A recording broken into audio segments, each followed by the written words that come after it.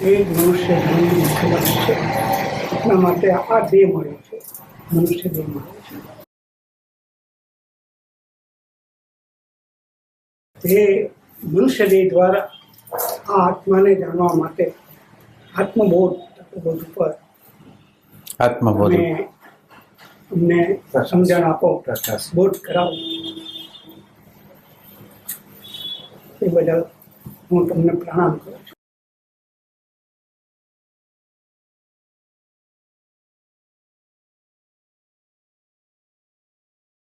એટલે પ્રશ્ન એવો છે કે અમારે અમારા સ્વ સ્વરૂપને જાણવું છે અને એ સ્વ સ્વરૂપનો બોધ અમને સારી રીતે કેવી રીતે થાય એ અમારે જે પ્રશ્ન આવો છે. એ જ બરાબર. એટલે હવે આપણે સ્વ સ્વરૂપ છે એને જાણતા પહેલા સ્વ સ્વરૂપ છે એનો એક્ઝેક્ટ અર્થ શું છે. આપણે સવારથી સાંજ લગીનનું જીવન જીવી છીએ, એમાં સ્વ સ્વરૂપનો આપણે અર્થ શું સમજી છીએ. આપણને ગીતાએ એમ કીધું, કોઈ સંત પુરુષે એમ કીધું કે આપણે સ્વ સ્વરૂપને જાણવું જોઈએ. આપણે જુદા જુદા ઉપનિષદો વાંચ્યા અને એણે આપણને એમ કીધું કે આપણે આત્માનો બોધ કરવો જોઈએ. અને એ રીતે જો આપણે આત્માનો બોધ કરશું તો આપણને આત્મજ્ઞાન નહીં થાય. કારણ કે જેવી રીતે આપણી અંદર સમાજની અંદર સમાજે આપણને અમુક ડેટા આપેલા છે કે તમે પૈસા કમાઓ, પ્રતિષ્ઠા કમાઓ, ઇમેજ લ્યો, અને આપણે જીવન શરૂ કરી છીએ ને આપણા ભણી છીએ, અભ્યાસ કરીને બહાર નીકળી છીએ તો નોકરી કરી છીએ, ધંધો કરી છીએ, પૈસા કમાઈ છીએ, લગ્ન કરી છીએ, કંઈક સમાજની અંદર ઇજ્જત રહે એવી રીતે જીવન જીવી છીએ. તો આ બધી વસ્તુ, આ ગતિઓ આપણને કેવી રીતે આવી? તો કે સમાજના લોકો આપી. એટલે સમાજના લોકોએ આપી. બાયોલોજીકલ છે, આહાર, નિંદ્રા, ભય, મૈથુન, બાયોલોજીકલ રીતે આપણને ધક્કો મારે. સમાજની ડેટા સમાજની રીતે ધક્કો મારે, ધર્મની ડેટા ધર્મની રીતે ધક્કો મારે. અને હવે ચોથી મેટર એવી આવી કે ગીતા કહે છે, ઉપનિષદ કહે છે, બાઇબલ કહે છે, કુરાન કહે છે, અને એટલા માટે હું ફોલોઅપ થાઉં. તો હવે આપણે પહેલી વસ્તુ એ સમજવા માંગી છીએ કે બહારથી આવેલી ડેટા દ્વારા આપણે જ્યારે દોરાઈ છીએ આત્મજ્ઞાન તરફ, ત્યારે એની અંદર ઊંડાઈ નથી હોતી. આપણે સ્વયંથી જે શોધ હોય ને એ સ્વયંથી હોય. ગીતા કે એટલે હું ના હાલું, ઉપનિષદ કે એટલા માટે ના હાલું, પણ હું જીવનનું અવલોકન કરું અને જીવનના અવલોકનની અંદર આ જે સ્વ છે ને, સ્વ શબ્દને હું બરાબર સમજવા માંગુ છું કે સ્વ છે શું.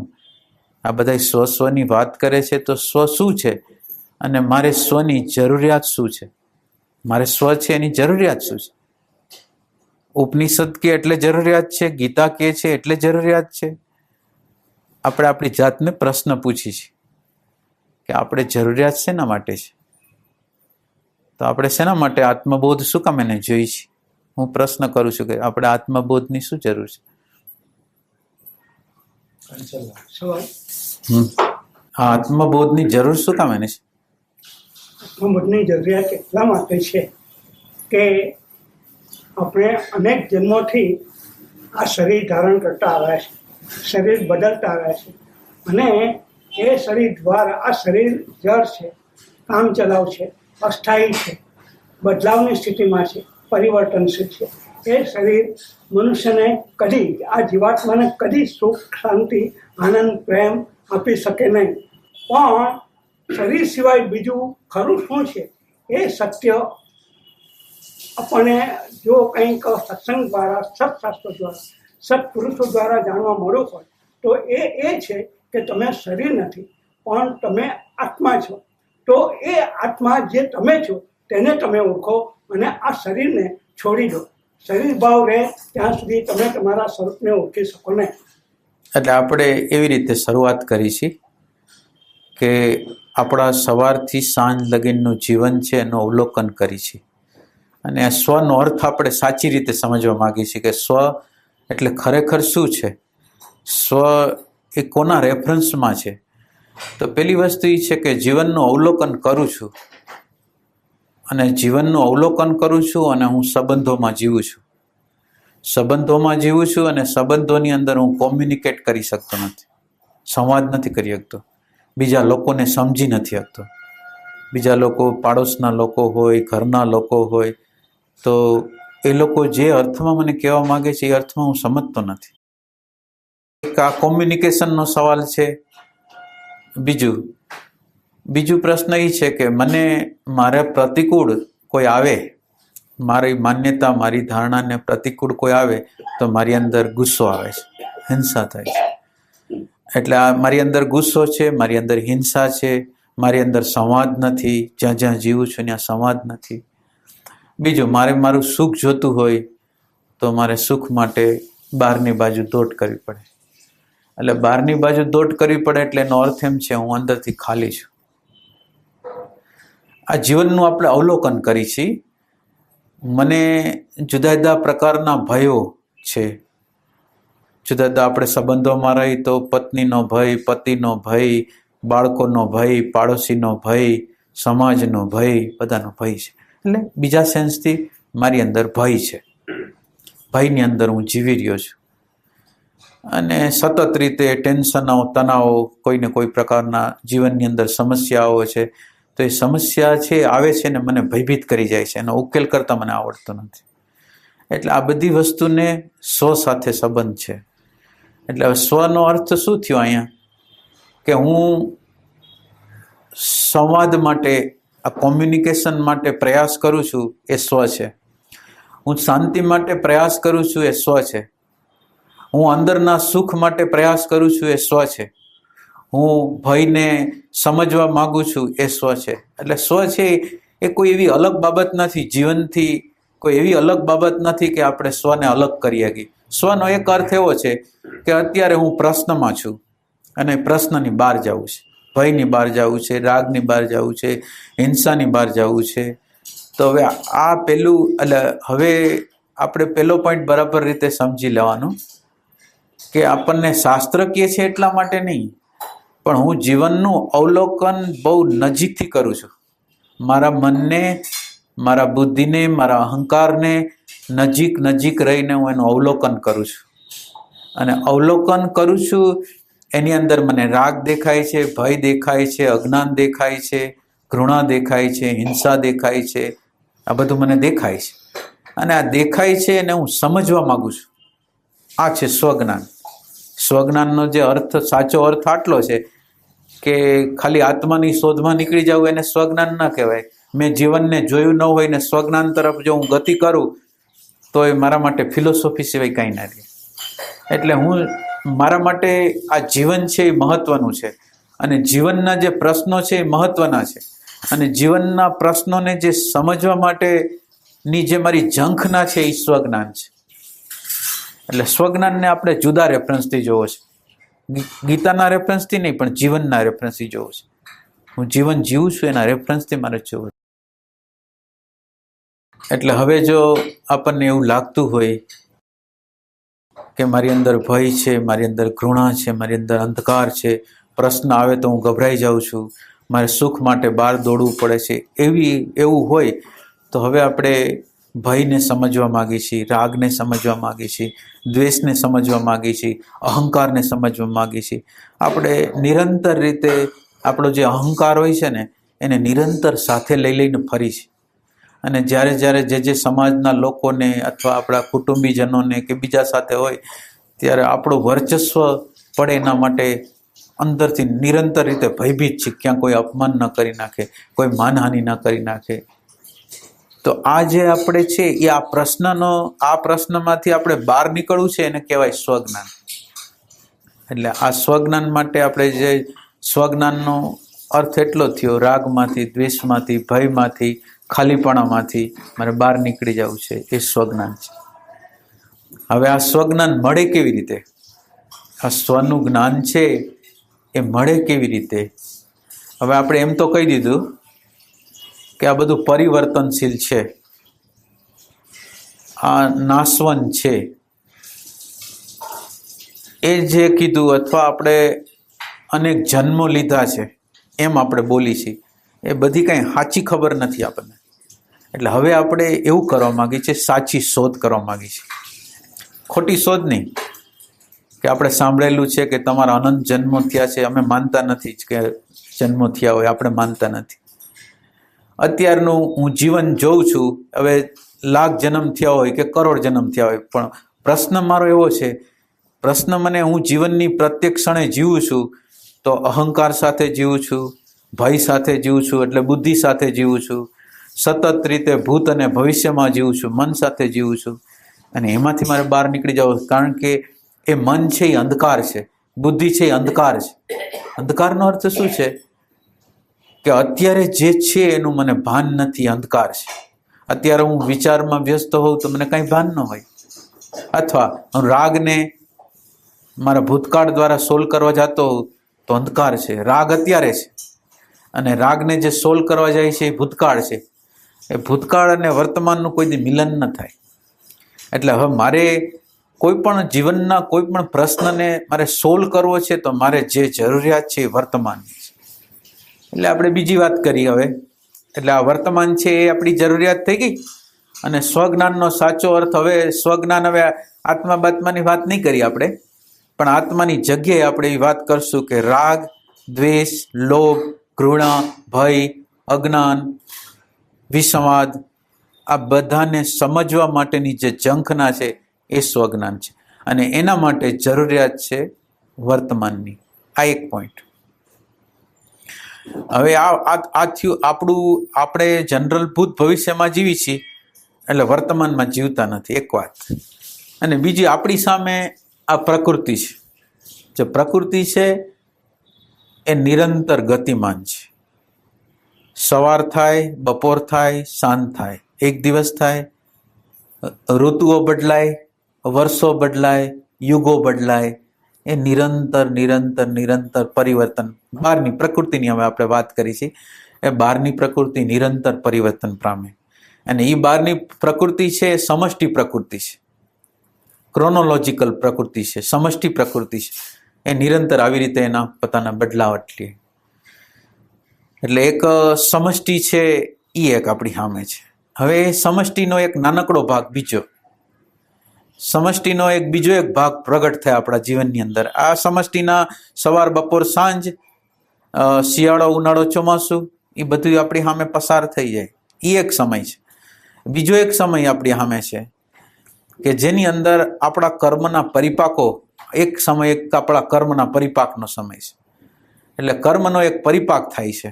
એટલે હું સવારથી સાંજ લગીને જીવન જીવું છું, એની અંદર કેટલાક લોકો મને મળે છે, કેટલાક લોકો વિદાય લે છે, કેટલાક અનુકૂળ પ્રસંગો બને છે, કેટલાક પ્રતિકૂળ પ્રસંગો બને છે, સારા નરસા બધા પ્રસંગો બને છે. એ છે કુદરતનો ઇન્ટેલિજન્સ છે. કુદરતની ઇન્ટેલિજન્સ, કુદરતની પ્રજ્ઞા, આપણા કર્મ અનુસાર જે પરિણામને પ્રાપ્ત થાય છે આપણે એ.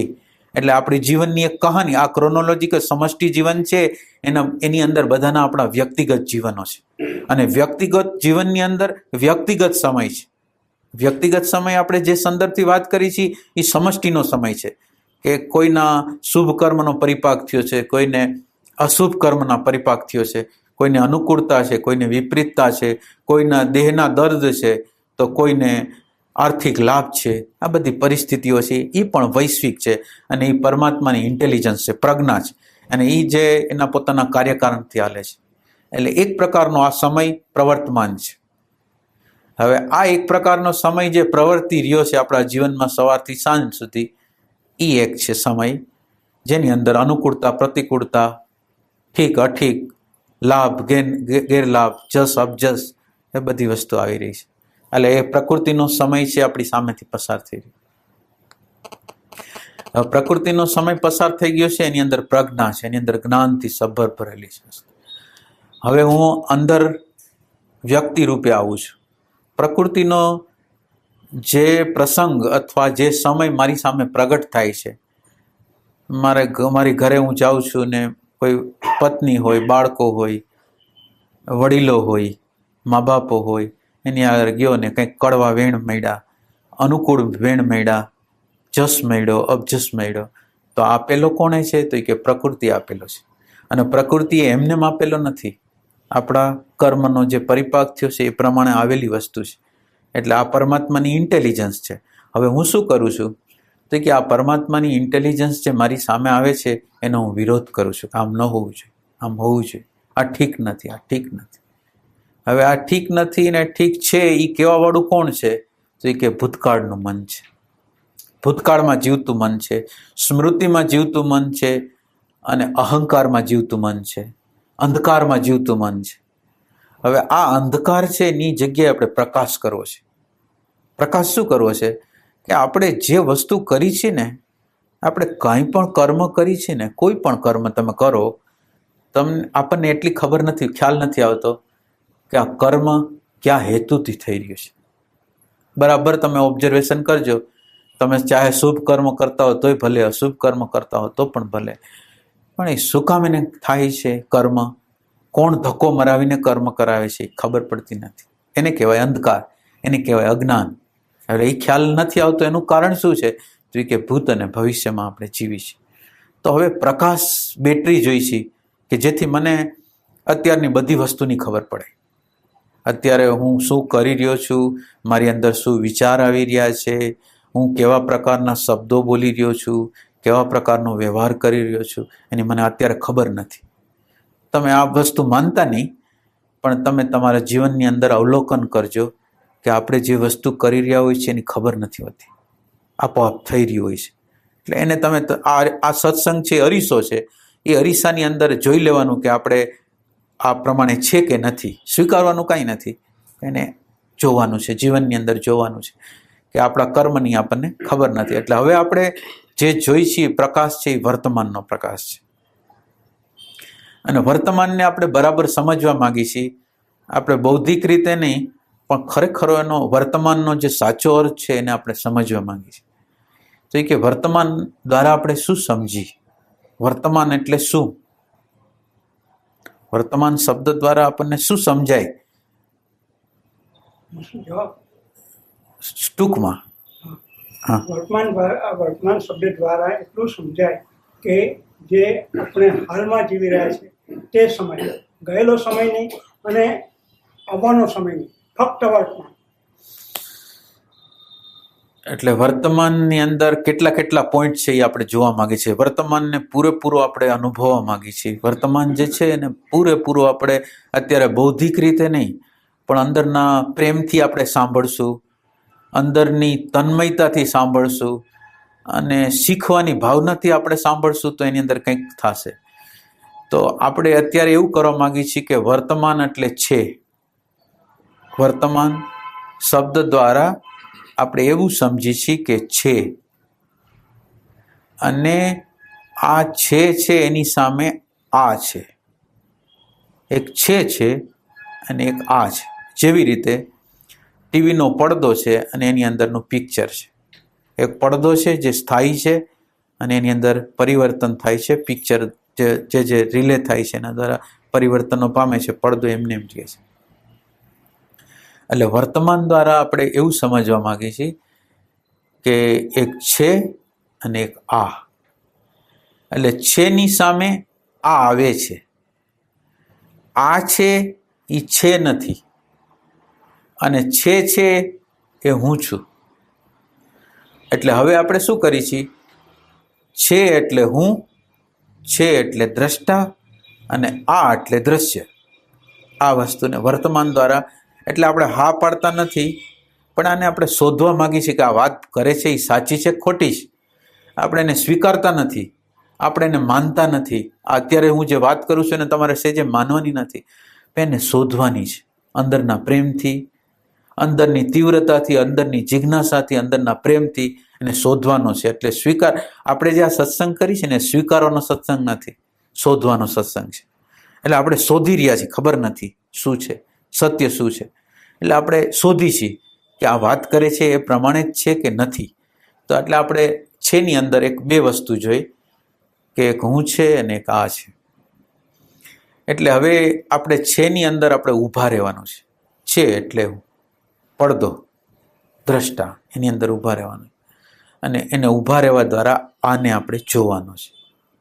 એટલે હવે આ છે આપણા માટે શું છે, તો કે આ બોડી આપણા માટે આ છે, બહારનું જગત આપણા માટે આ છે, અને એ સિવાય અંદરના મન બુદ્ધિ ચિત્ત અહંકાર છે એ આપણા માટે આ છે. એટલે આ વર્તમાન આપણે વારે વારે વર્તમાન વર્તમાન વર્તમાન કરી છીએ, તો વર્તમાનનો સંદર્ભ શું છે એ બરાબર સમજવાનું. વર્તમાનનો અર્થ એવો છે કે જેને દ્રશ્યના અણુ પરમાણુનો સ્પર્શ નથી થયો, દ્રશ્યના અણુ પરમાણુનો જેને સ્પર્શ નથી થયો એ વર્તમાન છે. અને આ વર્તમાન છે એના દ્વારા આપણે પ્રકૃતિ છે એને જોવાની છે. આપણી આંતર પ્રકૃતિ હોય તો ભલે, બાહ્ય પ્રકૃતિ હોય તો પણ ભલે, એને જોવાની છે. એટલે હવે આપણે પહેલા વર્તમાનમાં આવવાનો અભ્યાસ, હવે આપણે સ્વનું જ્ઞાન લઈ રહ્યા છીએ અને આ સ્વનો બોધ લઈ રહ્યા છીએ, અને સ્વના બોધની અંદર વર્તમાનનું નામ આપી છે. આ વર્તમાનના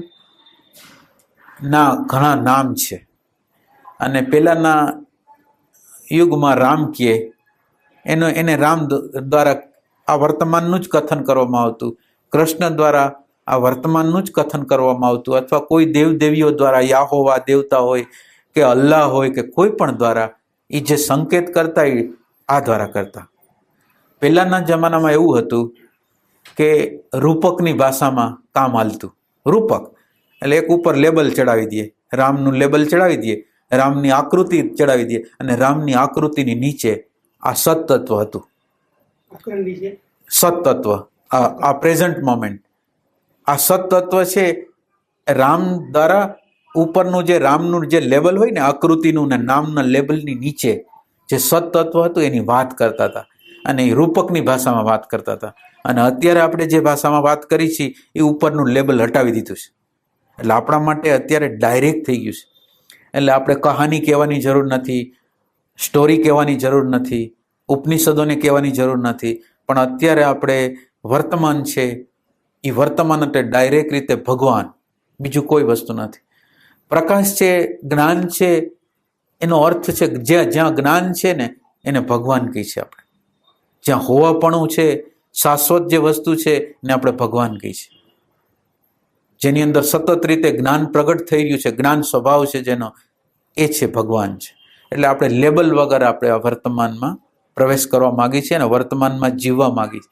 એટલે આ વર્તમાન છે એ પ્રકાશ છે, અને આ વર્તમાનના પ્રકાશ દ્વારા આપણા મન બુદ્ધિ ચિત્ત અહંકાર અને બહારને જે પ્રકૃતિ છે એને આપણે જોવાની છે. એટલે આ સ્વજ્ઞાનનો પ્રારંભ અહીંથી થઈ ગયો છે. અને હવે આપણે સ્વજ્ઞાનને ચૂકવું ન હોય તો આ વર્તમાન છે એને ચૂકવાનું નથી. આ વર્તમાનની અંદર જીવવાનું છે. અને આ વર્તમાન દ્વારા મારે માન જોતું નથી, મોટાઈ જોતી નથી, ઇજ્જત જોતું નથી, કોઈ કામના નથી, પણ આ કામનાઓની પાર, અજ્ઞાનની પાર, રાગની પાર, દ્વેષની પાર કેવી રીતે જવું એ જોઈ છે. એટલે પેલી વસ્તુ આપણા અંદર ક્લિયર કટ કરી લેવી છે આપણે, કે હું આ સાધના છે મારી મોટાઈ લેવા માટે નથી કરતો, કોઈ અનુકૂળતા મને થઈ જાય, બધા લોકો મારા શિષ્યો થઈ જાય ને હું એનો ગુરુ થઈ જાઉં એના માટે આ નથી, કોઈ આશ્રમ મોટો બનાવી લે એના માટે આ નથી, કાંઈ હું બની જાઉં, કાંઈ પણ અત્યારે છું અને કંઈક બની જાઉં એના માટે નથી. પણ હું જે બનેલો છું ને, જે એક હોવાપણું હતું, એ હોવાપણાની અંદર જે વિચારના, ભાવના અને ક્રિયાના જે અણુ પરમાણુ ચોંટી ગયા છે ને, એ ચોંટી ગયા છે, એમાંથી મારે જુદા પડી જવું છે. એટલે આ બનવાની પ્રક્રિયા નથી, પણ વિસર્જન થવાની અથવા મીટવાની પ્રક્રિયા છે, કે જેની અંદર મેં ચોંટાડેલા જેટલા અણુ પરમાણુ છે મારી અંદર, ચાહે નામના, રૂપના, જાતિના, પુરુષના, સ્ત્રીના, જે મેં અંદર લેબલ, મેં અણુ પરમાણુ મેં એની અંદર ચોંટાડેલા છે અસ્તિત્વની અંદર, અજ્ઞાન દ્વારા, સાચી રીતે ચોંટેલા નથી, અજ્ઞાન દ્વારા મેં માનેલું છે, એને મારે છૂટા કરવા છે. એટલે હવે આ અણુ પરમાણુ છે એનાથી હું છૂટો પડું છું, અને આ અણુ પરમાણુથી છૂટા પડવા માટે મને એવું જ્ઞાન જરૂર છે કે હું છું, હું દ્રષ્ટા છું, હું સત છું, અને બાકીનું જે સામે દેખાય છે એ આ છે. અને આ છે એ હું ક્યારેય નથી, એ હું નથી અને એ મારું નથી, એવું જ્ઞાન આપણે પહેલાં પાક્કું કરી લેવા માંગીએ છીએ. અને આની અંદર આપણે એક વાત કરી લીધી કે આની અંદર આપણે કંઈ બનવાનું નથી. એટલે સાધના કરે છે એ લોકોને ખબર નથી કે એની સાધના હોય છે ને કંઈક બનવાની હોય છે, કંઈક પામવાની હોય છે. એને બનવું છે, કંઈક પામવું છે, કંઈક મેળવવું છે, એવી એની સાધના છે. તો આ બનવું, પામવું અને મેળવવાની સાધના જે લોકો કરવા માગે છે ને એ લોકો ઊંધા રસ્તા ઉપર છે. અહીંયા કાંઈ મળવાનું નથી, અહીંયા કંઈ પ્રાપ્ત થવાનું નથી, અહીંયા બધું ખોવાનું છે. અહીંયા જે તમે તમારું જે માનેલું છે એ બધું છોડવાનું છે. એટલે સાધનાનો જે આ પ્રકાર છે ને આપણે જનરલ માની છે એવો નથી. અત્યારે આપણે જે તમે ઉપર જેટલા તમારા આપણે વસ્ત્ર ચડાવેલા હતા ને એ બધા ઉતારવા પડશે. એટલે આ એનો પેલો પાયાનો બેઝ છે ને આ વર્તમાનમાં આપણે જીવવાનું છે. એટલે વર્તમાનમાં જે આપણે જીવવા માંગીએ છીએ એ બૌદ્ધિક રીતે નહીં. તમે નિશ્ચય કરી લ્યો છો કે હું આત્મા છું, તમે કેટલી વાર નિશ્ચય કર્યો હશે કે હું આત્મા છું, પણ આપણી કટોકટીમાં એ કામ આપતો નથી. આ બરાબર છે, બરાબર છે બધાને? બરાબર. તો એ કામ નથી આપતો, એ શું કામ નથી આપતો? માનો કે તમે એમ બોલો છો કે હું દ્રષ્ટા છું, હું સાક્ષી છું, હું બ્રહ્મ છું, એ કામ કેમ નથી આપતો? હમણાં તમે કહ્યું ને કે અણુમાં આપણે અણુ અંદર ચોંટેલા છે અને મન, બુદ્ધિ, અહંકાર એની સાથે જ છે. બીજું શું કહીએ, આપણી બહાર દ્રષ્ટિ છે, પણ આપણે જે પોતે છે, જ્ઞાન સ્વરૂપ છે, પ્રકાશ સ્વરૂપ છે, તેના વિશે જેવો ભાવ અને પ્રેમ હોવો જોઈએ તેવો કંઈ નથી. એટલે કંઈ નથી તો આપણે એ પ્રેમ વગર તો એ પ્રગટ નહીં થાય. એટલે આપણે પ્રેમની જરૂર પડશે. એટલે પેલી વસ્તુ આપણું બ્રેઇન છે ને એ પ્રમાદી છે, આપણું મગજ પ્રમાદી. એટલે એને કંઈ કરવું નથી, એને રેડીમેડ જોઈ છે. એને કંઈ જો સંશોધન કરવું પડે તો આપણે એનું દ્રષ્ટાંત લઈ. તમારે કંઈ નવી વસ્તુ શીખવી હોય, નવી કોઈ વસ્તુ તમારે શીખવી છે તો નવી વસ્તુ શીખવા માટે બ્રેઇન સેલની જરૂર પડે.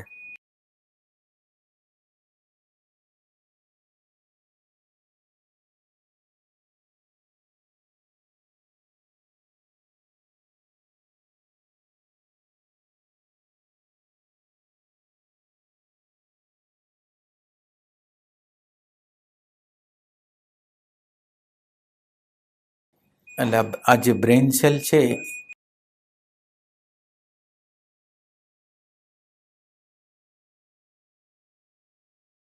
એટલે આ બ્રેઇન સેલ છે નવી વસ્તુ શીખવા માગતા નથી. તમે જોયું હશે કે તમારી બધા અગર મોબાઈલ હશે, ટીવીઓ હશે, VCR હશે, તમે ધ્યાન રાખજો બરાબર, તમને ચાલુ કરતા નહીં આવડતું હોય તો કેમ? તમારી આગળ જ મોબાઈલ છે, તમારી આગળ જ બધું છે, તમે શીખતા કેમ નથી?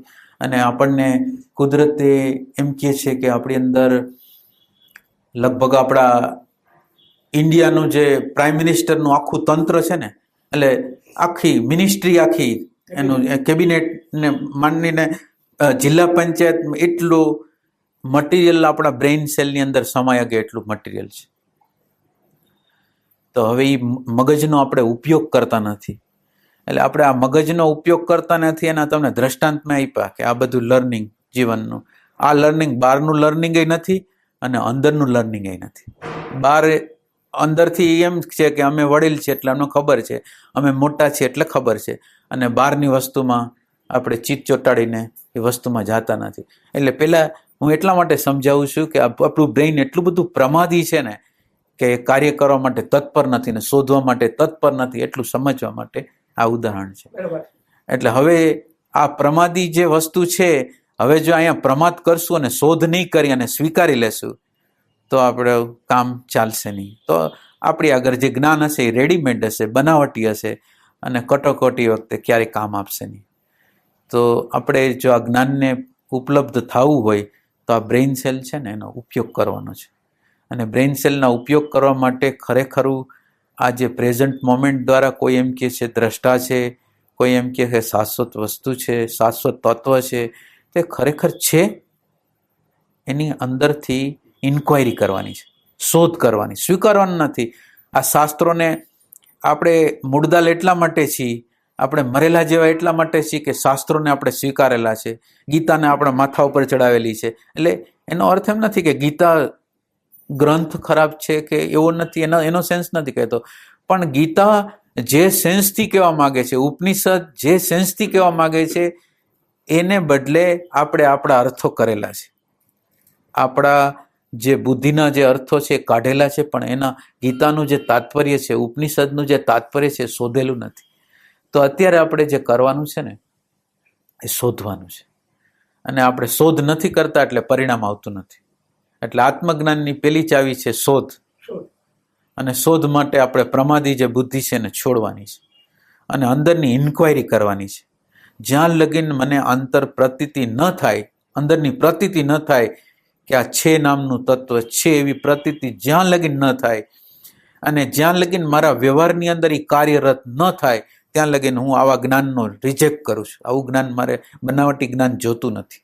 મારે જે જ્ઞાન જોઈ છે એ રોકડિયું, નગદ, અને અત્યારે કામયાબ નીવડે ને એવું મારે જ્ઞાન જોઈ છે. અને એના માટે અંતરની અંદર અસાધારણ પ્રીતિ હશે ને તો કામ થશે. અસાધારણ પ્રીતિ ન હોય તો કામ થાય નહીં. એટલે હવે આપણી અંદર અસાધારણ પ્રીતિ થાય ને એવું અહીંયા જરૂરી છે. એટલે હવે વાત આપણે કરી દીધી કે વર્તમાનમાં જીવવાનું છે. તો આપણે અત્યારે કે શેમાં જીવી છીએ? અત્યારે આપણે જે જીવી છીએ એ શેમાં જીવી છીએ? તો કે અત્યારે આપણે સ્મૃતિમાં જીવી છીએ, એટલે નામમાં જીવી છીએ, રૂપમાં જીવી છીએ, ગુણમાં જીવી છીએ, કાબેલિયતમાં જીવી છીએ, માન્યતામાં જીવી છીએ, ધારણામાં જીવી છીએ. અને હવે આપણે અહીંથી શિફ્ટિંગ કરી છે. આપણી કોન્શિયસનેસ છે એને ઉચકી લઈ છે, આ જગ્યાએથી ઉચકી, અને આપણી કોન્શિયસનેસને આ પ્રેઝન્ટ મોમેન્ટ, આ જે જોવાનું, આ જ્ઞાન સ્વભાવ છે એમાં આપણે યોજી છીએ. એટલે આપણે શાંતિથી આપણા અંદર આંખ બંધ કરીને આપણે અંદર જોઈ છીએ. આપણે અંદર આમ જોઈ છીએ, અને અંદર જોઈ છીએ એની અંદર બે વસ્તુ છે. એક જાણ છે અને એક જણાતી વસ્તુ છે. તમે અત્યારે જ જુઓ, બે વસ્તુ આપણી અંદર પ્રવર્તમાન છે. તમે કંઈ જાણવા નહીં માગતા હો તો પણ કંઈક જણાશે. તમે બરાબર જુઓ, અંદરની બાજુ બરાબર જુઓ કે એક જાણ છે અને એક જણાતી વસ્તુ છે. તમે સ્વીકારો નહીં, શોધો કે ખરેખર અંદર એક જાણ છે અને એક જણાતી વસ્તુ છે. પેલા અંદર જુઓ કે આ બે વસ્તુ છે કે નથી. એક જાણ છે, પ્રકાશ છે, નિરંતર પ્રકાશ છે, નિરંતર એક જ્ઞાન છે. પછી ખબર હોય તોય મને ખબર નથી એવી પણ ખબર છે, અને મને ખબર છે એવી પણ ખબર છે. એટલે એક વૃત્તિ રૂપે ખબર છે અને એક વૃત્તિ રૂપે ખબર પડે છે, એને કોઈ પ્રકાશ છે એવી રીતે ખબર છે. એટલે આપણી અંદર આ બે વસ્તુ પ્રવર્તમાન છે, ખબર, જ્ઞાન, અને જ્ઞાન દ્વારા પ્રકાશાતી વસ્તુ છે. બે વસ્તુ છે. અને આપણે આ સ્મૃતિના કેન્દ્રમાંથી આપણા એટેન્શનને હટાવી દઈએ છીએ, અને આ એટેન્શનને આપણે ક્યાં જોડી છીએ? તો કે આપણે આ એટેન્શનને આપણે આ પ્રેઝન્ટ મોમેન્ટમાં, દ્રષ્ટાની અંદર, જ્ઞાનની અંદર, ભાનની અંદર જોડી દઈશું. હવે આપણે કોણ છીએ? તો એ કે આ ભાન છીએ, આ સચ છે, આ પ્રેઝન્ટ મોમેન્ટ છે. આવું આમ નિશ્ચયાત્મક જ્ઞાન, બૌદ્ધિક જ્ઞાન નહીં હાલે. અંદરનો અસાધારણ પ્રેમ હશે તો જ આ જ્ઞાન પ્રગટ થશે. આપણે આપણી જાત તારે બનાવટ કરશું તો જ્ઞાન તો થઈ જશે, પણ બનાવટી જ્ઞાન, મિથ્યા જ્ઞાન. તો આપણે મિથ્યા જ્ઞાન ન કરવું હોય તો અંદરના પ્રેમથી આને શોધવાનું છે. હવે આને અંદરથી શોધ્યા પછી આપણે નિરંતર રીતે હવે પ્રેઝન્ટ મોમેન્ટમાં રહેવાનું છે. હવે પ્રેઝન્ટ મોમેન્ટમાં રહી છીએ એટલે શું શું થાય છે? હવે આપણે જોઈ કે આ પ્રેઝન્ટ મોમેન્ટમાં રહી એટલે આપણા ઘરમાં આપણે છીએ, આપણી ઓફિસમાં છીએ, આપણે બીજે ક્યાંય છીએ, તો આપણને અનુકૂળ આવે તો શું થાય છે, પ્રતિકૂળ આવે તો શું થાય છે, તો આપણને ખબર પડશે.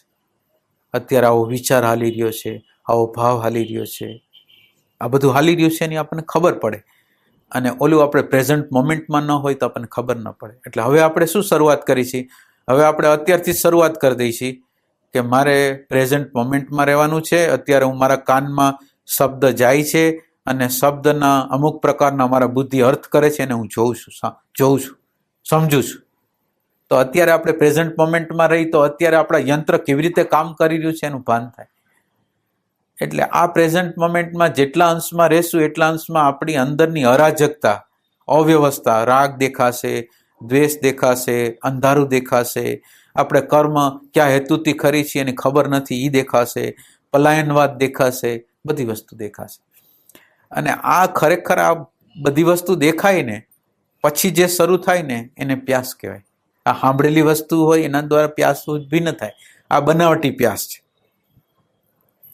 તમે અવલોકન તમારા જીવનનું કર્યું અને તમને રાગ દેખાણો, દ્વેષ દેખાણો, લુચ્ચાઈ દેખાણી, કપટ દેખાણું, ઘૃણા દેખાણું, ભય દેખાણો, તો આ બધું દેખાણું તો પછી તમે એને દૂર કરવા માટે પ્રયાસ કરશો. પણ હવે તમને દેખાતું જ ન હોય તો તમે કેવી રીતે પ્રયાસ કરો? એટલે હવે આપણે આ પ્રેઝન્ટ મોમેન્ટ દ્વારા શું થાય છે? જીવન આપણને દેખાય છે અને જીવનની અંદર રહેલી આપણી નિરંતર ભૂલો છે એ દેખાય છે.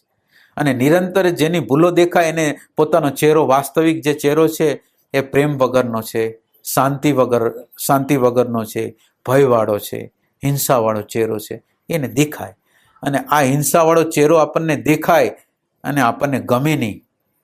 આપણને એમ થાય કે આપણા પ્રેમ છે ને પ્રગટ કરવો છે, શાંતિને પ્રગટ કરવી છે, આનંદને પ્રગટ કરવો છે, તો આપણે શું કરવું જોઈએ? તો કે પ્રેમને અટકાવે છે કોણ? તો કે મારો આગ્રહ, મારી માન્યતા, મારી ધારણા, મારો અહંકાર. એ મને જે અટકાવે છે, કોણ અટકાવે છે? મારા શુદ્ધ પ્રેમને. તો કે મારા પ્રેમને અટકાવે છે મારો આગ્રહ, મારી માન્યતા. તો હવે આગ્રહ અને માન્યતાની આપણને ખબર પડે અને આગ્રહ અને માન્યતા સાથે આપણે તાદાત્મ્ય ન કરી તો પ્રેમ, શુદ્ધ પ્રેમનું જે તત્વ છે આપણી અંદર પ્રગટ થાય. એટલે આપણી અંદર શુદ્ધ પ્રેમ કેમ પ્રગટ થતો નથી? તો આપણને ખ્યાલ નથી આવતો કે આપણી અંદર પ્રેમ વગરના છે. આપણી અંદર એક સેલ્ફ સેન્ટર છે. આપણી અંદર એક બનાવટી સેલ્ફ સેન્ટર બની ગયું છે. અને એ સેલ્ફ સેન્ટર મને કંઈક નાનપણથી, અમુક કુટુંબના સંસ્કારથી, સોસાયટીના સંસ્કારથી એક ગમો અને અણગમો પેદા અંદર થઈ ગયો, નક્કી કરેલા ધારાધોરણ. અને એ ધારાધોરણ મુજબ આવે તો મને બરાબર લાગે, અને ધારાધોરણ મુજબ ન લાગે તો ખરાબ લાગે. અને એના દ્વારા મને ક્રોધ થાય, હિંસા આવે, કપટ કરું, લોભ કરું, લુચ્છાઈ કરું, બધું કરું. તો આ જે કેન્દ્ર છે એની મને જાણ થાય અને મને ખ્યાલ આવે કે મારે પ્રેમને પ્રગટ કરવાની છે, શાંતિને પ્રગટ કરવા. હવે શાંતિને પ્રગટ કરવી છે, પ્રેમને પ્રગટ કરવો, તમારે શું કરવું જોઈએ? પ્રેમને કોણ અટકાવે છે? શાંતિને કોણ અટકાવે છે? અને હું વચ્ચે રહીને પ્રશ્ન પૂછું છું કે મારા જીવનનું મૂલ્યાંકન કઈ બાજુ છે? અહંકાર બાજુ, આગ્રહ બાજુ, માન્યતા બાજુ, કે આ બાજુ શાંતિ બાજુ, આનંદ બાજુ, પ્રેમ બાજુ, સમાજ બાજુ? આ મારા સિલેક્શન છે, આ મારી સ્વતંત્રતા છે, આ મારો પુરુષાર્થ છે. પુરુષાર્થ આટલો જ છે કે તમારે સિલેક્શન કરવાનું છે શાંતિનું. આ બાજુ શાંતિ. માનો કે આપણા ઘરમાં આપણું કોઈ અપમાન કરી નાખ્યું તો આપણે ક્રોધાયમાન થઈ જશું તો શાંતિ છે એ મહત્વની નહીં રહે, પણ અહંકાર મહત્વનો થઈ ગયો. આપણે કંઈક કીધું ને આપણી ઓફિસમાં કોઈ માન્યું નહીં તો આપણે શું કરશું? તો કે અહંકાર દ્વારા જેટલી ચેષ્ટા થતી હશે એને તકલીફ પેદા કરવાની, ક્રોધ કરવાની, બધી કરવાની. તો હવે તો એનો અર્થ એમ છે કે આપણે જે અત્યારે કરી રહ્યા છીએ એ સ્વજ્ઞાનને પોસાય એવું નથી, સ્વજ્ઞાનનું વિરોધી છે. તો હવે તમારે બીજે ક્યાંય અરીસામાં કંઈ જોવાની, બીજે ક્યાંય જોવાની જરૂર નથી. તમે જ્યારે વ્યવહાર કરો અને વ્યવહારની અંદર અહંકાર છે એ મહત્વનો છે, તમારી માન્યતા મહત્વની છે, તમારી ધારણા મહત્વની છે, એ મહત્વની છે કે આ બાજુ શાંતિ મહત્વની છે, આનંદ મહત્વનો છે, પ્રેમ મહત્વનો. એટલે આ પહેલા તમે ઈમાનદારીથી નક્કી કરી લ્યો કે જ્યારે હું વ્યવહાર કરું છું ત્યારે અહંકારને મહત્વ આપું છું કે આ ફેક્ટર નહીં. જો હું શાંતિને મહત્વ આપતો હોઈશ તો અહંકારને જતો કરવા માટેની મારી તૈયારી છે, અહંકારને જોવાની મારી તૈયારી છે, અહંકારને સમજવાની મારી તૈયારી છે, પ્રેમને જે અટકાવે છે એને સમજવાની મારી તૈયારી છે. એટલે હવે આ પુરુષાર્થ છે આ છે, સ્વજ્ઞાન છે આ છે. સ્વજ્ઞાન આમ કોઈ આત્માને આમ લઈ લેશું એમ નહીં. અત્યારે જ પરિસ્થિતિ પેદા થઈ છે કે જેની અંદર મારી અંદર ગમે નહીં એવી ઘટના ઘટી ગઈ છે, અપમાન થઈ ગયું છે, કંઈ તકલીફ થઈ ગઈ છે, કંઈક આર્થિક નુકસાન થઈ ગયું છે. હવે આ આર્થિક નુકસાનની અંદર હું વહી જાઉં છું, આ અપમાનની અંદર વહી જાઉં છું કે એ વખતે હું મારી શાંતિનું જે તત્વ પ્રેઝન્ટ મોમેન્ટ છે એને જાળવી અને એનાથી છેટો રહું છું. આ જે છે જેનાથી દજાઈ જાય આવું સ્મૃતિનું તંત્ર, અનુભવનું તંત્ર, સંસ્કારનું તંત્ર, એનાથી હું છેટો રહું છું. અને આ તંત્ર છે એના દ્વારા હું દાજું છું એ વર્તમાન દ્વારા ખબર પડશે. વર્તમાનમાં જેટલા અંશે જ્યારે આપણે બરાબર રીતે ઓબ્ઝર્વેશન કરશું ત્યારે આપણને ખ્યાલ આવે છે કે દાજવાનું જે બને છે એ આને અડવાથી બને છે. અને આને અડવાથી શાંતિને, પ્રેઝન્ટ મોમેન્ટને અડું છું, જ્ઞાન સ્વભાવને અડું છું તો શાંતિ આવી જાય છે, સમજ પ્રગટ થઈ જાય છે, તાદાત્મ્ય તૂટી જાય છે અને એને એનર્જી મળતી નથી, એટલે પ્રશ્નનો નિકાલ થાય છે. અને આના દ્વારા પ્રશ્ન વધે છે. એટલે આ આત્મજ્ઞાનની આ ચાવી છે. અને આ આત્મજ્ઞાન જો હવે તમે ભૂલી નહીં જાઓ, મને એવું લાગે છે કે વ્યવહાર કરતી વખતે આમાં અહીંથી બહાર નીકળશો ત્યારે તમારા સ્વનો અર્થ એટલે વર્તમાનને ભૂલ્યા વગર તમે તમારો વ્યવહાર કરવાનો પ્રયાસ કરશો. એટલે આપણો સત્સંગ કેવો હોય છે એ આપણે જોવાનો, કે આપણે આમ માનો કે આ સત્સંગમાંથી હમણાં છૂટા પડશું એટલે આપણે આપણી વાતોમાં મશગુલ થઈને વાતો કરવાનો કાંઈ વિરોધ નથી, પણ સ્વનું કેન્દ્ર, પ્રેઝન્ટ મોમેન્ટનું કેન્દ્ર છોડીને જ્યારે આપણે વ્યવહાર કરીશું તો એનો અર્થ એમ છે કે આ એક હોબી છે, આ સત્સંગ છે એ આપણો શોખ છે, પણ સત્સંગ છે એ આપણી જરૂરિયાત નથી. જરૂરિયાત હોત તો એનું એપ્લિકેશન આપણે કરે. તો આપણે જે એપ્લિકેશન જે કરવાનું છે, તમારી કસોટી ક્યાં છે? સત્સંગમાં કસોટી નથી, પણ હજી સત્સંગ પૂરો થાય એ ભેગું અંદરનું મન છે હાશકારો કરે કે હવે પાછું જે કચરો નાખવાની શરૂઆત કરે. ઓલાએ શું કર્યું હતું, ઓલાએ શું કર્યું હતું, ઓનું શું થયું હતું, વિચાર એની રીતે આવે. અને આપણે એટલે આપણા સત્સંગ છે એ સાર્થક નથી થતો. એનું કારણ શું થાય કે આ સત્સંગ પૂરો થાય ત્યારે સાચો સત્સંગ શરૂ થાય. આ નેટ પ્રેક્ટિસ હતી, અને આ નેટ પ્રેક્ટિસ અહીંયા આપણું પૂરું નથી થાય.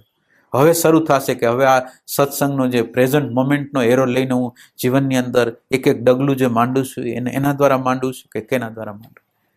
એટલે આ પરિણામ નથી આવતા એના કારણોની અંદર આ એક કારણ છે કે સત્સંગ કલાકનો હોય છે, 2 કલાકનો હોય છે, વાતોનો હોય છે. એટલે અત્યારે આપણે સત્સંગ કરી રહ્યા છીએ એની અંદર તમે સત્સંગમાં ન હો અત્યારે એવું બને કે આ સત્સંગની અંદર ખાલી શબ્દને સાંભળતા હો, ખાલી વિચારને અનુભવતા હો, તો એ સત્સંગ નથી. તમારો એક એરો અંદર હોય અને પછી એ એરાની અંદર શબ્દ આવતા હોય, એ સેપરેટ હોય અને આવતા હોય તો સત્સંગ છે, નકર સત્સંગ નથી. એટલે વિચારો આપણી અંદર દાખલ થાય ને સત્સંગ ન કહેવાય. વિચારો આપણા મગજમાં દાખલ થઈ જાય અને વિચારોને સત્ય માની તો એ સત્સંગ ન કહેવાય. સત્સંગનો અર્થ છે સત સાથે જોડાવું. તો સત સાથે જોડાવાનો સંદર્ભ શું છે? સત એટલે આધાર છે. આધાર એટલે શબ્દ, સ્પર્શ, રૂપ, રસ, ગંધ અને આખા બ્રહ્માંડનો આધાર. એ આધાર ઉપર મારી દ્રષ્ટિ છે અને આધાર ઉપર દ્રષ્ટિ રાખીને હું શબ્દને સાંભળું છું, સ્પર્શ કરું છું, રૂપ જોઉં છું, રસનો અનુભવ કરું છું, ગંધનો અનુભવ કરું છું, તો સત્સંગ છે. સત્સંગ નથી.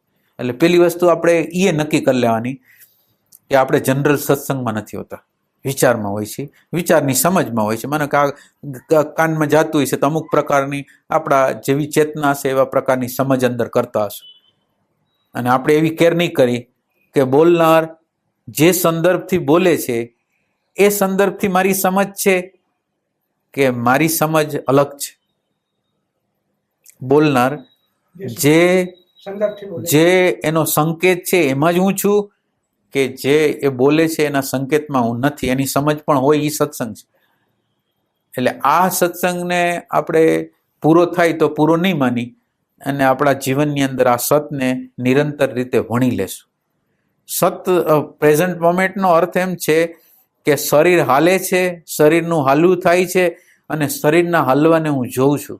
હવે અહીંથી આપણે પ્રયોગ કરી છીએ. શરીર કંઈ ક્રિયા કરે છે, હાથ હલાવે છે, ગમે તે કરે છે તો આપણે એને જોઈશું. હું બ્રશ કરું છું તો મારી ભ્રુજા છે, બ્રશ થાય છે અને બ્રશ કરવાની ક્રિયાથી હું જુદો છું. હું ઓફિસનું કામ કરું છું તો ઓફિસનું કામ જાણે કે હું ભગવાને મને જે અમારા આ જઠરાગ્નિની અંદર અન્ન, વસ્ત્ર અને આશરો, આ મારા જઠરાગ્નિની અંદર પરમાત્મા વસે છે, એના ભોજન માટે, અન્ન માટે, વસ્ત્ર માટે, આશરા માટે હું પરમાત્માએ જે આ સૃષ્ટિની અંદર મોકલેલો છે એના માટે હું પૂજા કરું છું. ઓફિસનું કામ કરું છું અને જાણે કે પૂજા કરું છું. ભારથી નથી કરતો, ટેન્શનથી નથી કરતો, પણ પરમાત્માની પૂજા હું કરતો એવી રીતે કરું. એટલે મારો એક એરો અંદર રાખું છું અને એક એરો અંદર રાખીને કરું છું.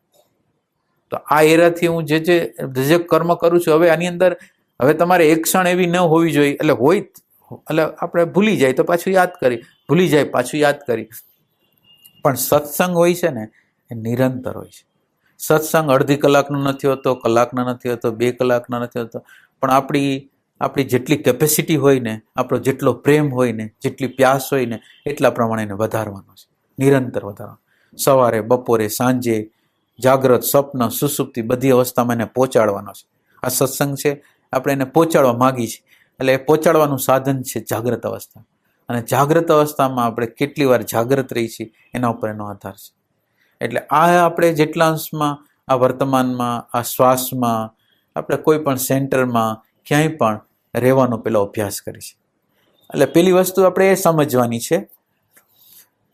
એટલે આ વાત કરી છે એમાં પહેલી વસ્તુ છે કે સુરતા હોય ને એ આપણા હાથમાં હોવી જોઈએ.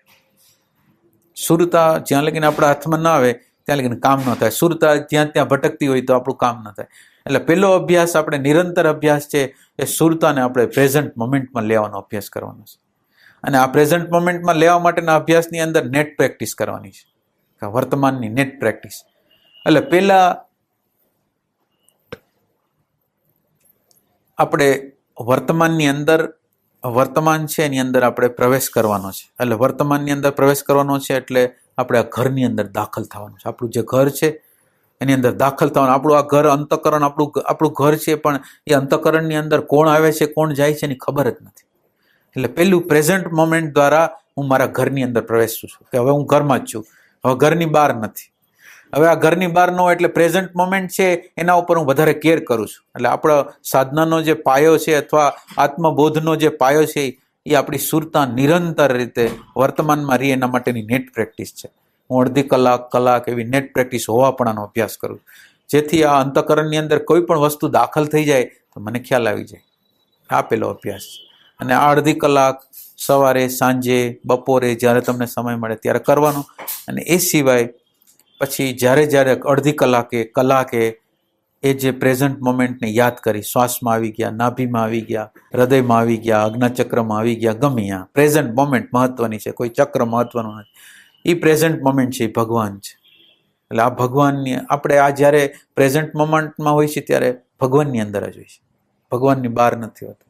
એટલે આ જો આપણે અભ્યાસ આપણે કરશું અને આ અભ્યાસની ગંભીરતાને આપણે સમજશું કે આ અડધી કલાકથી પૂરો થતો નથી, કલાકથી પૂરો થતો નથી, પણ નિરંતર આપણે આમાં રહેવાનું છે. અને નિરંતર રીતે પ્રેઝન્ટ મોમેન્ટ છે એનો અભ્યાસ આપણે અંદર કરવાનો છે. એટલે આ જેટલા અંશમાં નિરંતર રીતે આપણે આ પ્રેઝન્ટ મોમેન્ટનો અભ્યાસ કરશું, સેપરેટનેસનો, જુદાપણાનો અભ્યાસ આપણે કરશું, તો ધીરે ધીરે સ્મૃતિનું જે કેન્દ્રની પકડ હતી, સ્મૃતિ એટલે સ્વાર્થ, સ્મૃતિ એટલે પ્રેમ વગરની સ્થિતિ, સ્મૃતિ એટલે અંધકાર, સ્મૃતિ એટલે અજ્ઞાન, સ્મૃતિ એટલે ખાલીપો, આ બધું એનો અર્થ છે. એમાંથી આપણે જો નીકળી જવું હોય, એને તમે જ્યારે અડો ને, તમે આ વાતને માનતા નહીં, પણ તમે આ સ્મૃતિને અડો ને તમારી અંદરની અંતઃકરણની જે સ્થિતિ છે એને બરાબર જોજો. અને તમે આ શાંતિનું વર્તમાનનું કેન્દ્ર હોય એને તમે ઊભા હો અને તમે બે વચ્ચેનો ડિફરન્સને જુઓ કે તમે આ વર્તમાનમાં છો અને તમે આ સ્મૃતિના કેન્દ્રમાં છો, તો એ વચ્ચે કેટલા આગ લગાવે છે અંદર. કોઈને પ્રકારની એવી હળી કરે છે, કોઈને કોઈ પ્રકારનો ભય પેદા કરે છે, ઈર્ષા પેદા કરે છે, લોભ પેદા કરે છે. એટલે આમાં જીવન, આ જે સ્મૃતિના માધ્યમમાં તમે જેવા જીવન જીવા ગયા એટલે આપણી અંદર નર્ક પેદા થઈ જશે. અને આની અંદર જો દાખલ થતું તો આપણી અંદર આનંદ, શાંતિ, પ્રેમ પ્રકટ. તમે આનો ડિફરન્સ જુઓ, વાતને માનો નહીં, પણ તમે આ બે વચ્ચેનો ડિફરન્સને જુઓ, પ્રેક્ટિકલ દ્વારા જુઓ. અને એ પ્રેક્ટિકલ દ્વારા તમે જોશો તો તમે પછી આ પ્રેઝન્ટ મોમેન્ટ છે એનું મૂલ્ય તમને સમજાશે, શાંતિનું મૂલ્ય શું છે એ સમજાશે. અને એની અંદર કેટલી શાંતિ હોય છે, એની અંદર પ્રશ્નો કેવી રીતે વિરામ પામતા હોય છે, પ્રશ્નો કેવી રીતે આગળ નથી વધતા, કેવી રીતે ભૂત અને ભવિષ્ય કપાઈ જાય છે, અને આ ભૂત ને ભવિષ્ય દ્વારા જે રાગ, દ્વેષ, ભયનું જે નિર્માણ થતું હતું એ કેવી રીતે કપાય છે, એના બધાના બેનિફિટ તમને દેખાશે. આ વર્તમાનમાં આપણે જીવી છીએ જેવું તેવું નથી, એની અંદર જબરજસ્ત પ્રકાશ છે. એ રીતે આપણે આપણા જીવનનો નિરંતર રીતે અભ્યાસ કરશું તો પછી આપણી અંદર આત્મજ્ઞાન છે એ પ્રગટ થશે. એટલે આત્મજ્ઞાનને પ્રકટ કરવા માટે આપણી અંદરની પ્યાસ જોઈશે, અંદરની શોધની જોઈશે, ઇન્ક્વાયરીની જરૂર છે અને નિરંતર એમાં રહેવાની જરૂરિયાત છે. આ આપણે કરી તો આપણી અંદર આત્મજ્ઞાન છે પ્રગટ થાય.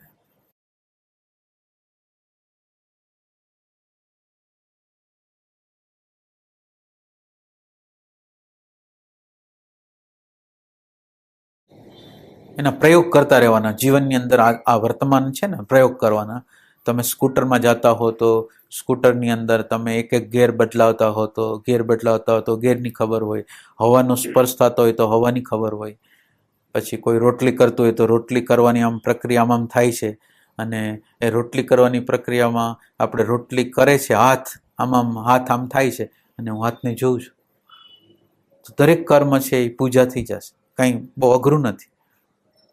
અને અડધી કલાકે પાછું 1 સેકન્ડ 2 સેકન્ડ 3 સેકન્ડને પાસે અંદર આવી જવાનું, પ્રેઝન્ટ મોમેન્ટમાં આવી જવાનું, અને પછી પાછું ક્રિયા શરૂ કરી દેવાની. ક્રિયા 2 રીતે થાય કે 1 કલાક પછી આપણા અંતર્યામી છે એવી રીતે, અથવા આપણે સાક્ષી છીએ એવી રીતે.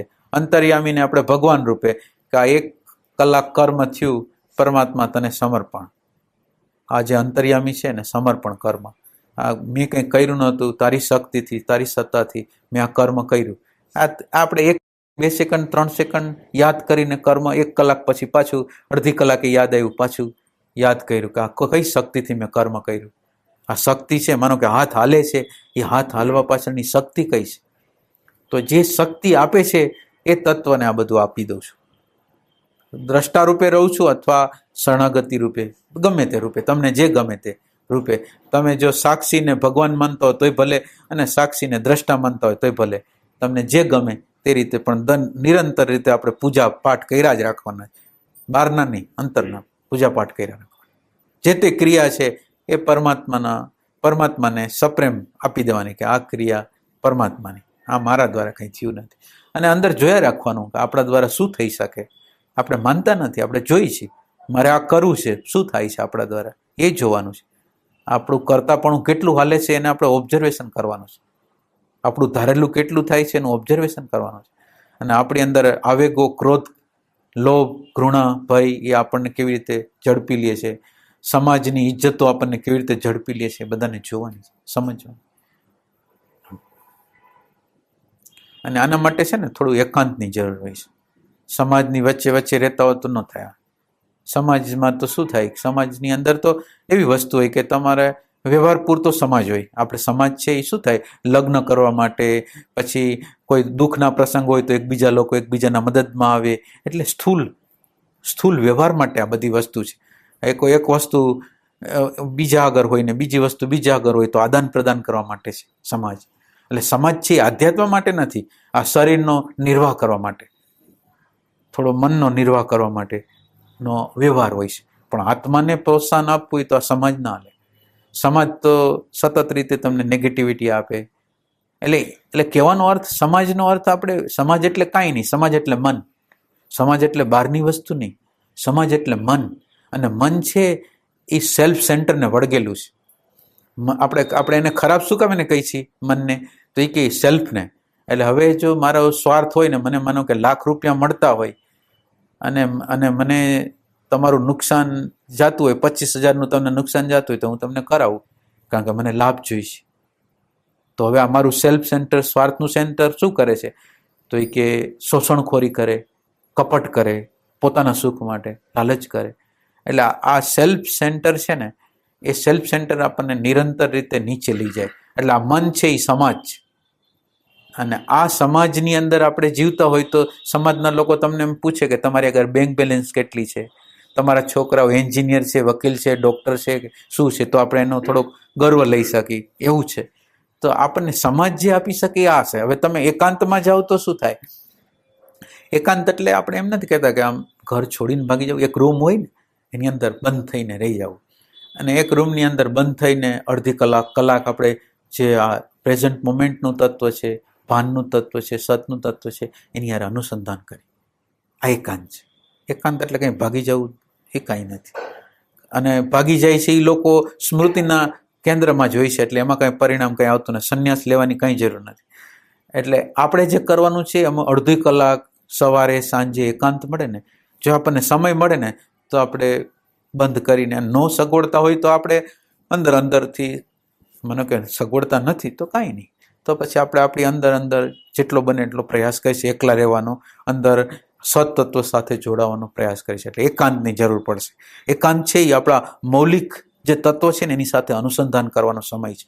અને બહારના જે આપણને મૂલ્યાંકનો જે મળેલા છે, અને આપણે રોબોટની જેમ જે હાલી છે ને એમાંથી બહાર નીકળી જવાની ચાવી છે, આપણી અંદર મૌલિકતા પ્રગટ થાય. સમાજનું હિપ્નોટિઝમ આપણામાં તૂટી જાય. બહુ મોટા માણસો છે, આપણે વકીલો જોઈ, ડૉક્ટર જોઈ, કોઈ આપણે ધારાસભ્ય હોય તો આપણને એમ લાગે કે આ બહુ મોટા માણસ છે. આ બધા ભાવો છે ને એ ભ્રમણાના ભાવો છે. એને એના પત્ની હારે કેમ રહેવું ખબર પડતી નથી. એને જ્યારે પ્રશ્ન આવે છે ત્યારે એ ગભરાઈ જાય છે. એની અંદર એ ભય છે, એની અંદર એ રાગ છે, એની અંદર એ દ્વેષ છે, એની અંદર એ કોન્ફ્લિક્ટ છે. તો મોટા કેવી રીતે? એટલે આપણે આ બહારના ખોટા પ્રમાણો મળેલા છે ને એને તોડવા માટે એકાંત કહે છે કે અંદર તમે સતની હારે જોડાવ ને એટલે તમને આ દુનિયાની કોઈ વ્યક્તિ મોટી ન લાગે. મોટી એ વ્યક્તિ લાગે કે જેની અંદર આ તત્વ શાંતિનું, આનંદનું, પ્રેમનું તત્વ હોય, એ મોટી વ્યક્તિ એમ લાગે. પણ તમને હવે સમાજે જે ધારાધોરણો ઘડેલા છે એવા લોકો મોટા નહીં લાગે. એટલે એમાં અભિમાન નથી, એમાં વિવેક છે, એની અંદર પ્રકાશ છે. અને એ પ્રકાશને લીધે એવું લાગે છે કે ભાઈ ભલે આ લોકો છે, પ્રાઇમ મિનિસ્ટર છે, બધું, પણ એને તો એનું અજ્ઞાન નથી ગયું, એનો ક્રોધ નથી ગયો, એનો લોભ નથી ગયો, એની ઘૃણા નથી ગઈ, એનો ભય નથી ગયો. તો એ મોટા કેવી રીતે? તો એ સેન્સથી એકાંતની જરૂર છે. એના દ્વારા આપણે મૂળ જે તત્વ છે ને એની સાથે શાંતિ છે, આનંદ છે, પ્રેમનું જે તત્વ છે, અને જેને કોઈનો ભય નથી એવું તત્વ છે, એ જ્યારે એની અંદર દાખલ થાય ને ત્યારે આપણું કર્મ હોય ને એ આપણું કર્મ સાચું કર્મ કહેવાય. એ આપણું અકર્મ કહેવાય, વિકર્મ કહેવાય. વિકર્મય કહેવાય ને અકર્મય કહેવાય. એ કઈ અવસ્થામાં તમે છો એ પ્રમાણે દરેક કર્મને આપણે અત્યારે વિકર્મ બનાવવાના છે. કર્મ તો કરી જ છીએ, દરેક કર્મ સવારથી સાંજ લગીનું કર્મ તો આપણે કરી જ છીએ. એમાં ખાલી વિશેષ રૂપે દ્રષ્ટિ જોડી દેવાની છે કે આ કર્મ કેવી રીતે થાય છે અથવા કોણ કરે છે, કર્મ કોણ કરે છે અને કર્મને જોવે છે કોણ. એનું ડિવિઝન આપણે કરી લેવાનું છે. અને આ ડિવિઝન બરાબર રીતે આપણું એકાંત બરાબર થયું, આપણે એની સાથેનું અનુસંધાન બરાબર કર્યું, તો પછી આપણી અંદર આત્મજ્ઞાન છે પ્રગટ થશે ચોક્કસ.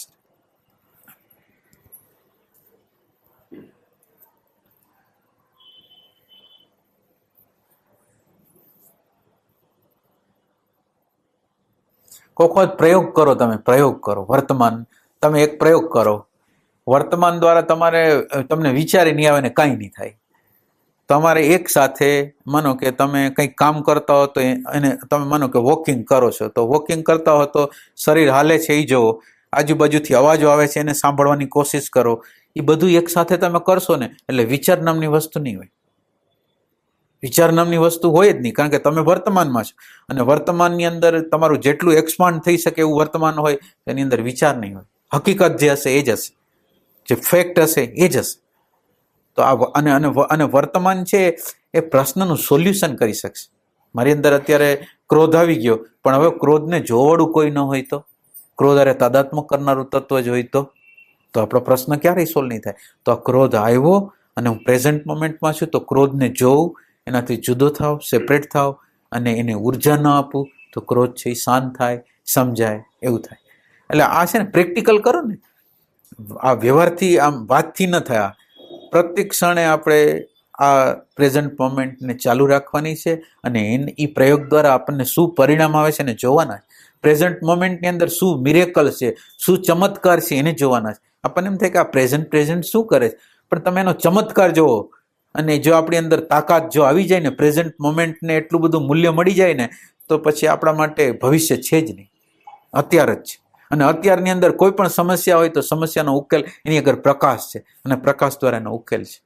આ ચોખ્ખી વાત છે. પણ એ ચોખ્ખી વાત ક્યારે છે કે જ્યારે આપણે આપણી આંખથી એને જોઈ તો આપણા માટે ચોખ્ખું છે. એટલે શબ્દ રહિત તત્વને આપણે વર્તમાન દ્વારા બતાવી છીએ. શબ્દ નથી, વિચાર નથી, પણ આપણે કંઈક બોલવું પડશે એટલે આપણે બોલી છીએ. વર્તમાન બોલી છીએ, પ્રેઝન્ટ મોમેન્ટ બોલી છીએ, અવેરનેસ બોલી છીએ, પણ એ શબ્દ વગરનું છે, વિચાર વગરનું.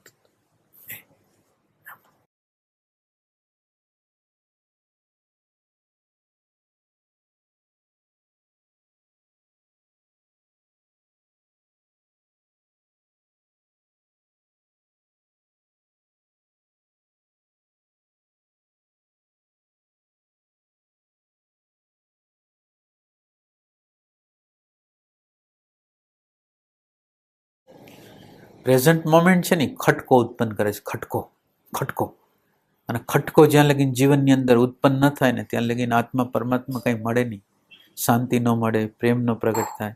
ખટકો શું છે? હું રાગને જોઉં, હું દ્વેષને જોઉં, હું લોભને જોઉં, મારા કપટને જોઉં અને મારો ચહેરો મને ખરાબ લાગે, તો હું આને સમજવા અને આની પાર જવા માટે પ્રયત્ન કરું કે આને આ રાગ શું છે, દ્વેષ શું છે, ભય શું છે, આ અપ્રેમની સ્થિતિ શું છે. અને આ ખટકો આપણને જો લાગી જાય ને, ખટકો જો એટલે પ્રેઝન્ટ મોમેન્ટ છે ને એ ખટકો ઉત્પન્ન કરવા માટે, અને ખટકો જેને ઉત્પન્ન થઈ ગયો ને એને પછી આપોઆપ છે સાધનો બધા એની મેળે મેળે છે, કંઈ કરવાનું નથી. પછી એ ખટકો છે એની રીતે આપણને એની અંદર લઈ જાય. ખટકો પેદા નથી થતો ને, એટલે ગીતાની અંદર તમે જુઓ તો વિષાદ યોગ છે. પરીક્ષિત રાજાને વિષાદ થયો છે અને આપણે વિષાદ વગર શરૂઆત કરી છે. જીવનનું અવલોકન કર્યું નથી એટલે વિષાદ નથી થતો, અને વિષાદ નથી થતો એટલે બીજા લોકો કહે છે, સંત પુરુષો કહે છે, ગીતા કહે છે, ઉપનિષદ કહે છે, એટલે આપણે કરી છે, એટલે પરિણામ નથી આવતું. આપણે આપણી અંદરનો એક ખટકો જો પેદા થઈ જાય, ઓબ્ઝર્વેશન કરી અને ખટકો પેદા થઈ જાય તો એ કામ આપે એમ છે.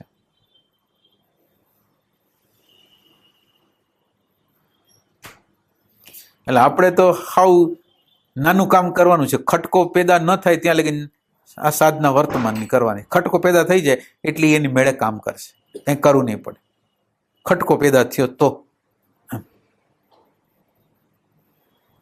અત્યારે આપણે ગમે એટલું સત્સંગમાં આવતા હોય પણ માન જોતું હોય, મોટાઈ જોતા હોય, ઇજ્જત જોતી હોય, એ બધું હોય, અને હોય એનું વાંધો નહીં, એની શરમ ન હોય, આપણને એનો ખટકો ન હોય, એ પ્રોબ્લેમ છે.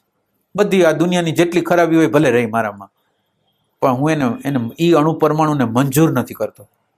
એટલે આ જે લડાઈ છે એ કેવી છે, એટલે એમ કે તમને એક તાવ આવ્યો હોય, મેલેરિયા થયો હોય તો એનો એન્ટીડોઝ આપે એટલે એને મારી નાખે. એટલે આ ખટકો છે ને એ એન્ટીડોઝ છે, એન્ટીવાયરલ. એટલે તમે એમ સમજો કે પ્રકૃતિના જે અણુ પરમાણુ છે ને એને કાપવા માટે આ વિષાદ છે. એટલે આપણને જો એનો ખટકો થઈ ગયો કે આ અણુ પરમાણુ મને મંજૂર નથી, આ અણુ પરમાણુ મને, રાગના અણુ પરમાણુ મને મંજૂર નથી, દ્વેષના અણુ પરમાણુ મને મંજૂર, સેજેય મંજૂર નથી, ઘૃણાના અણુ પરમાણુ મને મંજૂર નથી. ખાલી આટલી વાત છે. આ આપણા અંદર આત્મજ્ઞાનને પ્રગટ કરવા માટે આટલી જ જરૂરિયાત છે, બીજી કોઈ વસ્તુની જરૂરિયાત નથી. પણ આ વસ્તુ આપણી અંદર પેદા થતી નથી. એટલે જો આપણે આ અણુ પરમાણુ સાથે સંમત ન થાય, એની યારે રાજી ન થાય, એનો સુખ ન અનુભવી, અને આપણને એમ થાય કે આ અણુ પરમાણુને પહોંચી ભલે નથી શકતો પણ આ અણુ પરમાણુ સાથે જય સંમત નથી, બસ આટલી વાત કર્યા રાખો તમે, તો આપણું અંદરનું કામ થઈ જશે. આ ચાવી છે. તમે એમ કહો છો ને ચાવી શું છે, આ ચાવી છે. તમારી અંદર ક્રોધ ઉત્પન્ન થયો ને તમને જો ગમી ગયો, અથવા તમે એને જસ્ટિફાઈ કર્યો કે ના એ લોકો આવા જ છે ને એ લોકોને આમ ન કરી તો આમ ન થાય, એમ તમે જો જસ્ટિફાઈ કરો તો પતી ગયું. ક્રોધ બરાબર નથી. ક્રોધ મારાથી જે થઈ ગયો છે એ બેહોશી દ્વારા થઈ ગયો છે, અને મારી અંદર પ્રેમ રહિત સ્થિતિને પેદા કરે છે, મને મંજૂર નથી. આત્મજ્ઞાનની ચાવી.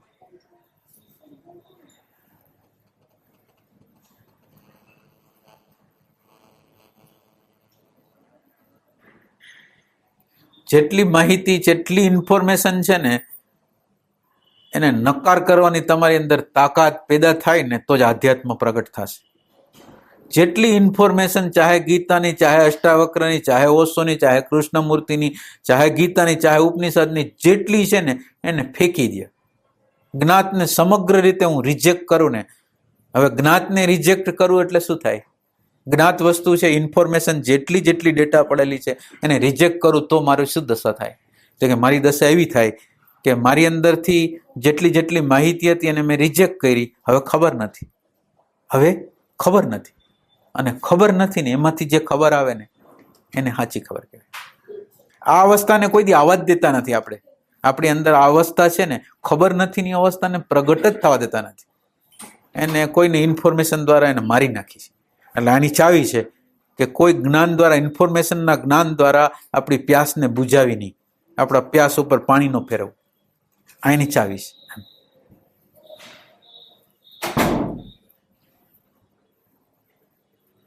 નથી ખબર એવું જેને નિરંતર લાગતું હોય ને એની સાધના સાચી છે, અને જેને લાગે કે મને ખબર છે એવું લાગતું હોય ને એટલે આપણે માની જ લેવાનું કે આપણી સાધના ક્યાંક ખોટી તો છે જ. નિરંતર એવું લાગે, તમે જો ઓબ્ઝર્વેશનમાં હો તો નિરંતર એવું લાગે કેટલી જગ્યાએ મારી ભૂલ હાલી રહી છે, નિરંતર ભૂલ હાલી રહી છે, એવું લાગે.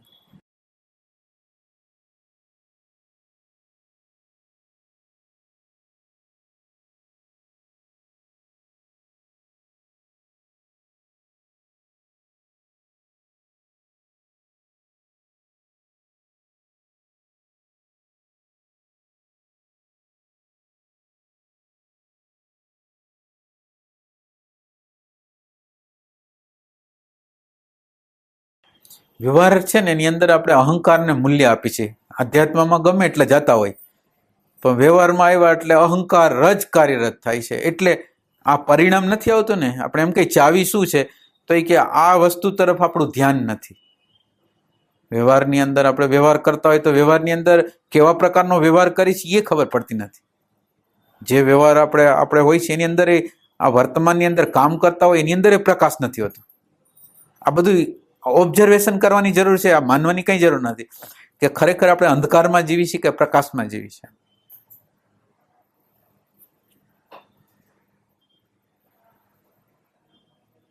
આપણી પ્રેઝન્સ ત્યારે હોય છે. આ પ્રેઝન્સ પછી આપણે વાત કરી છે, પ્રેઝન્સ પછી વ્યવહાર કરી છે. આપણે આપણી જાતને પૂછવું જોઈએ.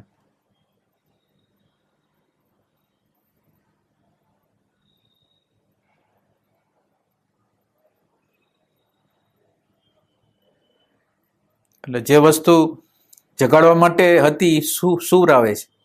સત્સંગ હતો એ જગાડવા માટે હતો. તો જેને સૂવું છે એ દરેક વસ્તુને એના રૂપ બનાવી લે, બેહોશીનું કારણ બનાવી લે. એટલે અજ્ઞાનની રમત એવી છે કે જે વસ્તુ એના વિભાગમાં આવે એ બધું અજ્ઞાનમાં પરિણત થઈ જાય. અને પ્યાસ જો હોય તો બધી વસ્તુ છે એ સાર્થક થઈ જાય. અને પ્રેમ ન હોય તો બધી વસ્તુ નિર્થક. આમ અમૃત આપે, અમરતા આપે તો એ બધી વસ્તુ નિર્થક થઈ જાય.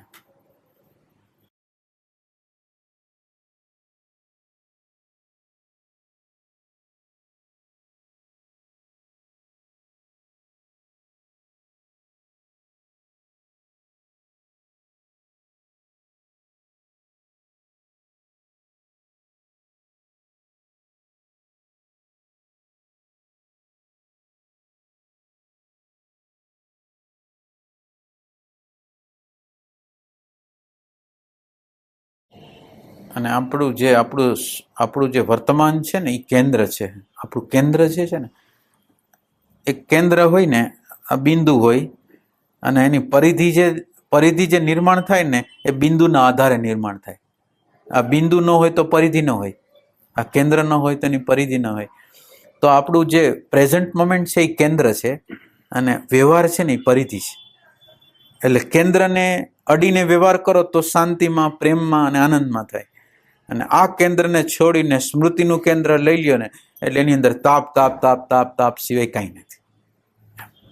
એટલે વ્યવહાર અને પરમાર્થ છે જુદી વસ્તુ નથી. જ્યાં જ્યાં વ્યવહાર હોય ત્યાં કેન્દ્ર હોય જ. કેન્દ્ર વગર વ્યવહાર થાય જ નહીં. કેન્દ્ર ન હોય તો બધું મરેલું છે. બધી વસ્તુ મરેલી છે સિવાય કેન્દ્ર હોય તો, સિવાય પ્રેઝન્ટ હોય, સિવાય ભાન હોય. નકર બધી વસ્તુ મૃતપાય છે. આ અત્યારે આ જે ચેતન તત્વ છે ને એને બધી વસ્તુની અંદર પ્રવેશ કર્યો છે એટલે જીવંત લાગે છે. એટલે આ બધું છે ને ટ્રાન્સમિટ થયું છે. આ ભાન છે, સત છે, આનંદ છે, એ બધું એની અંદર ટ્રાન્સમિટ થઈ ગયું છે. એટલે આ વસ્તુની અંદર કાંઈ નથી, પણ છે એ કોનું છે તો કે આ ભાન તત્વ, સત તત્વ છે એનું છે.